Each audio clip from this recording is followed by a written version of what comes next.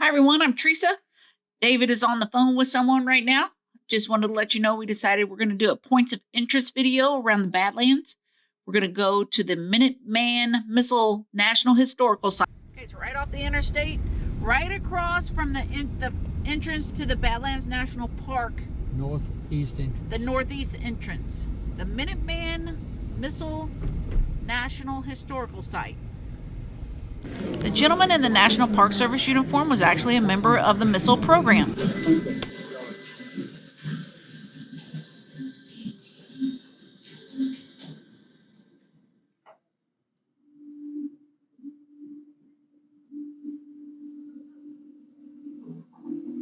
In a landscape that seems unchanged through the decades, there are still hundreds of nuclear missiles at the ready in 5 states.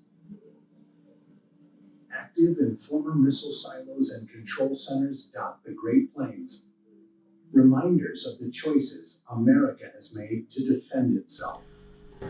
The only remaining nuclear missile field, Minuteman Missile National Historical Site, illustrates the history and significance of the Cold War and the arms race.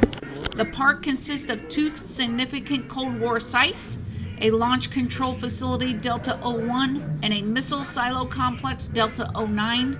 The facilities consisted of 150 Minuteman II missiles, 15 launch control centers, and covered over 13,000 square miles of southwestern South Dakota.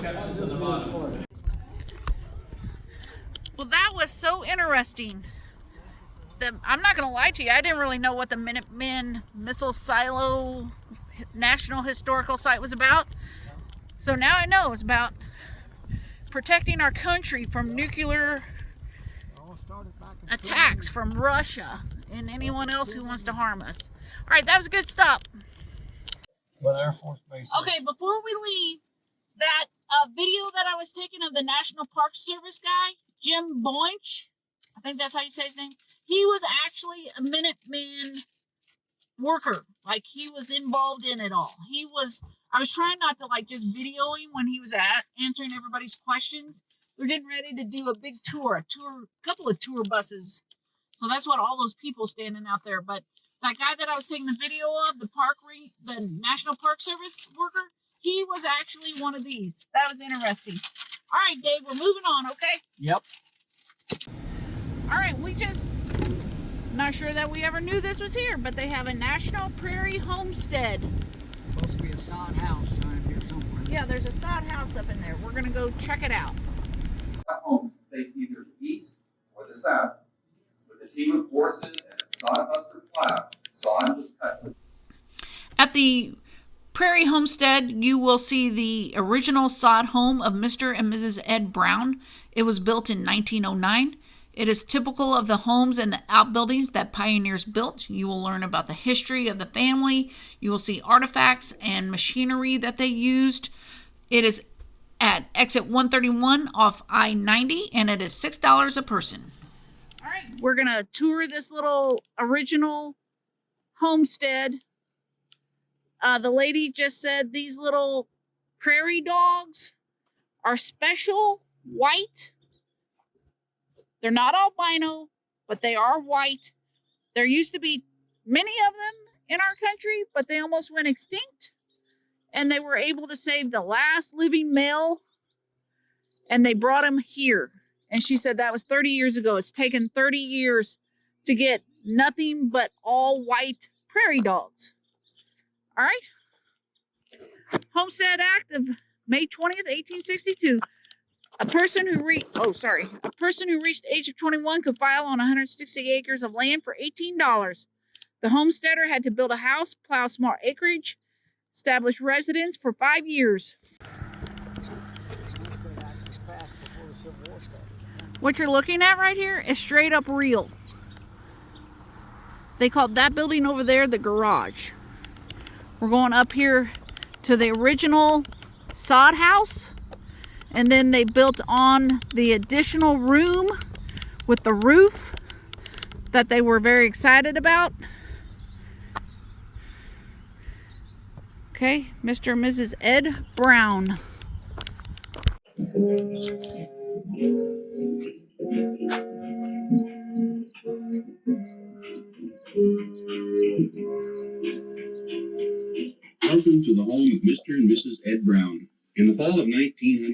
Mr. and Mrs. Brown and their bachelor son Charles migrated from eastern Nebraska by covered wagon to homestead this 160 acres. Arriving late in the fall, they immediately began to build the dugout portion of their home. They started by digging out the kitchen and bedroom portion. The next step was to cut down the cottonwood trees from the draw in front of the house and lay up the beams and served as a room divider between the kitchen and bedroom. This was their completed home. In a few years, the dugout walls began to cave in. Ah, there's a bird. Placed around the perimeter of the two Barn rooms. swallow. By the next year, the sod walls as well as the boards were covered with a kitchen stove, table, washstand, and shelves are original equipment. The remainder of the furniture is typical of that used by Mr. and Mrs. Brown as well as other people in the area. The log front on this building was quite unusual, Here. as most dugouts would have had a sod front. When the frame room was added, siding boards were placed over the log front to give an appearance of the same type of construction. The 1909 date may seem quite recent to you, but this area was not settled until after 1900. They had a little window, and then this is the roof of the sod house. All right, there's their root cellar. They called it a cave in the movie.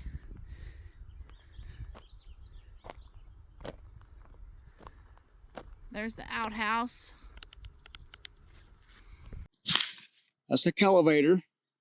That's a type of field cultivator. That's a dump rake, sycamore, another type of tillage equipment.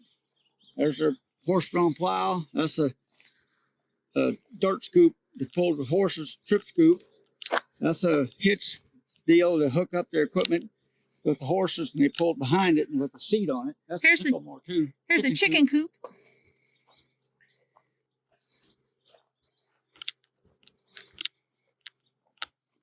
This here's horse-drawn one-row cultivator and harrow before they got to the bigger equipment that's sitting up there.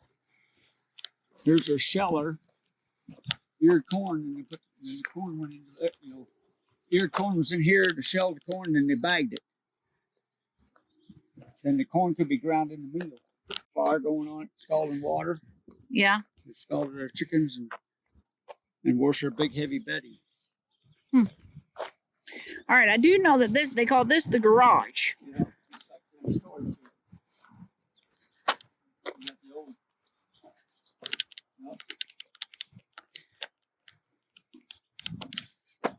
Grind a stone, this is a postal digger. Dig it into the ground. Just kept screwing it and pulled the dirt up.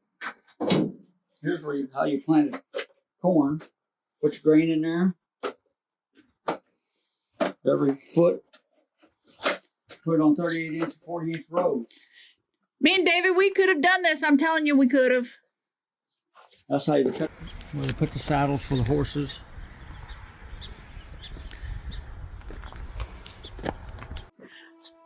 All right, well, this was a great little stop. Great, informative little stop. Prairie Homestead. National something. It's on the National Register of Historic Places. Just outside the Badlands. As we put a wrap to this video of the points of interest around the Badlands National Park, here's more video of the Badlands National Park. We appreciate you hanging with us for the Minuteman Missile Silo Tour and the Prairie Homestead. Make sure and check out our playlist of our other Dakota videos. America's beautiful. Get out and see it. Like and subscribe if you want to. We'll see you on the road.